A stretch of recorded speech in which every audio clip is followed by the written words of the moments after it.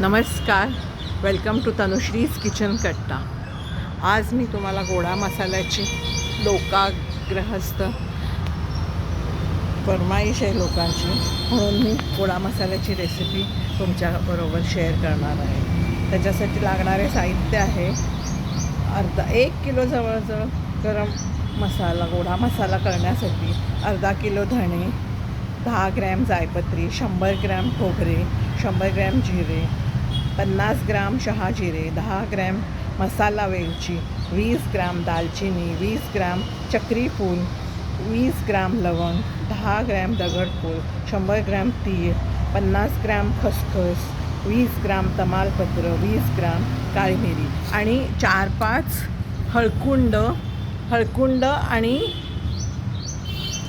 हिंगाचे 2-3 खडे लहान, ते तेलात परतून त्याची पण मिक्सरवर बारीक पूड करून घ्यायची. मी हे सगळं भाजून घेतलेलं आहे साहित्य, शहाजिरे, धणे वगैरे कोरडे असे, आणि मसाला वेलदोडा जे सांगितलं, चक्री फूल वगैरे, दगडफूल, ते सगळं दिलेलं आहे प्रमाणात. हे सगळं भाजून घेऊन हा मसाला मी केलेला आहे, गोडा मसाला. तुम्ही पण तुमच्या घरी असाच मसाला करून बघा. आणि कलर पण किती सुंदर आलेला आहे.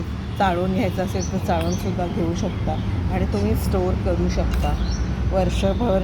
तुमचा छान गोडा मसाले भातासाठी किंवा बरेच पदार्थ आहेत, भाज्या वगैरे, भोपळ्याची भाजी वगैरे, खूप छान ब्राह्मणी पदार्थ खूप छान लागतात ह्या भाज्या ह्या मसाल्यामध्ये. तर तुम्हीसुद्धा ट्राय करून बघा. माझी रेसिपी आवडली असेल तर लाईक करा, शेअर करा आणि सबस्क्राईब करायला विसरू नका. Bye. Stay fit, stay healthy, keep hydrated.